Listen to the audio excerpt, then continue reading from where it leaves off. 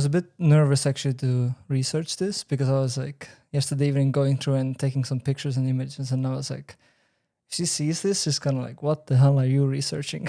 It goes back to, I think one time I talked about that, we will go back to like the OG internet lore. And something recently happened in the news that kind of sparked that. And I was like, oh, it's a disturbing place we're going to go. Okay. But we're going to go on a journey and what happened. Okay. This probably like started like years and years ago. And this talks about the topic of influencers and making money, basically. And what are some ways creators make money? And I think it sparks a interesting question of how to best monetize your audiences, and also what are some potential impacts as well that can have on top of your like brand and image and like how you want to dabble with this. But long story short, there was this girl called Belle Delphine, and she got really famous for selling her bathwater. Okay. And what do you think about that? Wait, so she takes a bath, she keeps the water, and she sells that water. Yeah. For how much? She called it Gamer Girl Bathwater for $30. But that was like bottle. years ago. Wow. Okay. This was like, I guess this is the bathwater. What do I think about that? I respect people's way of getting pleasure, and I respect their right to, spend their money on whatever that makes them happy. I don't understand it, but who am I to judge? Yeah, it's that's really weird. She kind of started a trend. I think she's now more or less like died down, just really not in the news. I think she was really, really popular for a long time because she kind of kept up this character that is like weird gamer girl and does these weird things that are like kind of, on the edge of like creepy and weird and kind of showing off maybe in a sexual manner as well. But she kept the mystery up. And basically one time she just eventually went on a podcast and just was saying that this was all like a skit, and then basically she like nobody cared about her afterwards when she came out and then kind of pulled down the curtain. Did you watch that podcast? I think I did watch that podcast, but it was a while ago anyway. Does she look like this in real life? I think that's a wig, if I remember correctly. I think she was. I'm pretty sure that's a I think wig. There's a lot of makeups and stuff happening too. Okay. So it's not a. She's not a catfish, at least. Just sells her bathwater. Yeah. Okay. And there has been like quite a lot of other creators as well, apparently, that have picked this up. Amarath, who is like the biggest female Twitch streamer, she made like at least $1 million a month sometimes on like her streams, and she took inspiration, did the same thing, and then she also decided that she was selling farts in a jar, and she did 1,000 of those jars for $1,000. So she just sold out and made $1 million for that. But she's a bit of a more on the edge adult type of a creator too. So I could see that kind of, I guess resonating with that audience and not really like affecting her brand that much as well. But yeah, go ahead. I'm curious though, how does fart in a jar work? Like if I fart, obviously it smells, right? If I keep it in a jar and ship it, by the time the buyer gets the jar and opens it, does it still smell? I think you're thinking too much into it, but it's a good question. I think a lot of the times those would be also like signed as well, so people would just like keep them. Yeah, and there were like lots of jokes going around too that she also put like her piece of her hair in there too, and people were like, okay, we're just gonna clone her or something like that. Yeah, right. If you have the technology to clone someone, you wouldn't be sitting in front of computer and buying like a $30 fart jar. But why this kind of popped on my feed now was, do you know Sydney Sweeney?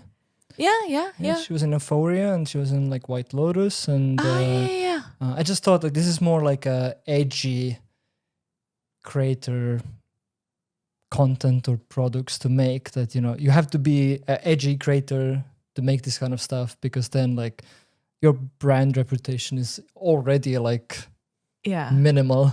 And then you have a more of a mainstream character doing this. She didn't specifically sell her bathwater, but what she did is she started selling soap, and she basically used soap.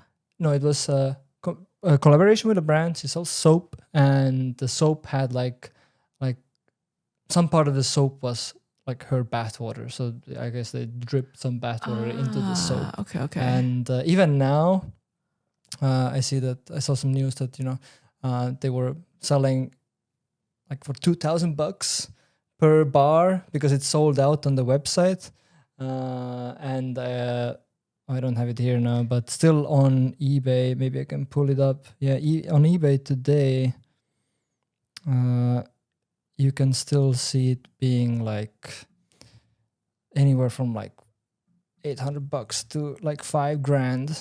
Yeah, here we go. Wow. So if you want soap that has Sydney's droplets of bathwater in it, then you can do that. I didn't know she had such a big and crazy fan base. I think, yeah, that's and this is the thing where I also wonder. On one point, they made like 5,000 of these, which I also feel like she's such a big celebrity, they're just gonna sell out. So it's like, was this just like a publicity stunt? Yeah. Just so they could sell out, just so the media picks it up and just be like, oh my God, Sydney sold out the bathwater thing. Yeah. And now everybody's like going crazy about it. And like we are talking about it. So it's kind of obviously working. But yeah, but this is not making me feel better about Sydney Sweeney. I don't know her well by addressing her to address her by her first name. Before this, like I knew of her. I've seen her in Euphoria and White Lotus, and I thought, oh, okay, American sweetheart kind of type. Now I'm just like, you're so weird.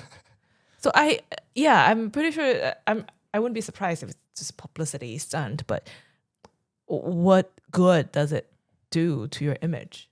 Yeah, that's the thing. Like, is it just like short-term money profit in Maybe. like at the cost of potential long-term like suffering, or like will she actually be able to like maybe that's part of her like brand image switch now? She's kind of like turned into something, but I would imagine it might be tricky to like get some new gigs now because of this. Who knows? She might be approached by some edgy shows, and maybe she's doing her fan a favor. And like, oh, I wanted to get closer to you. Now I have your bathwater. I feel very close. And this is exactly why I think it gets pretty bad now and creepy. Okay. I have a question for you. So what is Estonia known for? Being emotionally constipated. I thought you were going to use our proper marketing, which is like Silicon Valley of Europe. Okay. Ask me again. What is Estonia What is famous Estonia? for? I've heard of Estonia being addressed as the Silicon Valley of Europe. It's like you're at a gunpoint. I've been told to tell that Estonia is the Silicon Valley of Europe. Like I have a gunwood behind me. Yeah. Well, this is another place where Estonia got famous. Actually, this was like 2 years ago, a year ago, something like that. We can have a quick watch. The guy from Estonia who convinced himself that he was going to marry me. He had sold all of his possessions, even his house, even sold his cat, and he brought himself to America and was just streaming himself trying to find me. Was he getting viewers? Like 4 or 5, but that's enough of viewers to like try to dox me and stuff. And they did. They gave him my address. Then he showed up trying to break into my house. I called police on him and they detained him. Then he disappeared for like a year, and then he came back. Same thing again. Tried to come to my house and everything. Called the police on him, and this time they threw him in a jail cell. Is he still in jail? I don't think so. He's been released. Wouldn't he be like deported? You would think that, but apparently they don't do that unless it's like a felony, and apparently stalking and trying to break in your house is not a felony. Who's Yeah. this girl? She's the Amaranth girl. Was selling the fart jars. Ah, okay. First of all, go Estonia. Second of all, I grew up in a K-pop and C-pop culture. This is like entry-level stock Okay, really? out of all the stories I've heard. Uh-oh. Yeah. Uh-oh. Okay, I thought this was already pretty bad. It's pretty bad, but I've seen a few stories, like more than a handful of stories like this. Which is why my initial reaction to buying the bathwater was like, yeah, if you're willing to spend $30 on a jar of water, and if that makes you happy and not harming anybody else, then so be it. Be yourself. Yeah, be at least happy. you're not stalking, I guess. Exactly. Yeah. Like if you're getting to this point, then I don't know. Yeah. She's had some bigger troubles now too. I think people know that she holds a lot of crypto and she's mega rich. So people have also actually started to invade her house and rob her, and things have got pretty bad. But yeah, I guess that is not too related to the bathwater stuff. But I just thought probably the explicit bathwater jar selling stuff does reinforce these people's weird feelings where they're kind of attached to these creators, and then they show up and start having these visions and grand dreams that they are somehow together, because apparently he was streaming. He started also streaming in COVID or something, so they were often streaming together. He just was streaming at the same time to no viewers, but he was feeling that they were streaming together because she was streaming at the same time, and then he started to, I guess, have his imaginations. Yeah, no, I have no doubt things like that or people like that are out there. It just, it's creepy. And I guess for her, she doesn't deserve any of this. But if you do make money and make fame out of doing these kind of stuff, there is a higher risk of attracting people like that. So, yeah, should I go into then what happened in Korea, or that's a time for a different topic for another time? For another time. And I'm just so I'm not being canceled. It's not just Korea. It's China. It's everywhere. The crazy people are everywhere, and it's just because I was closer to that culture, so I heard more stories from that area. Yeah. Cool. Anything else that's disturbing you've been following? No. That was the only one? Okay. This the only thing that was disturbing, yeah. It just, there were some, when I first searched for these kind of things, there were some more explicit images that came out, and I was like, okay, doing research here, I promise. Okay. It's sometimes when I'm, when I'm in office, and then some sex toy company signs up and wants to work with influencers, and then I go to their website and I'm like, promise, doing research about the customer. I think I caught you doing that once. Browsing on the sex toy website, I'm like, should I pretend I didn't see this? I don't know what's happening here.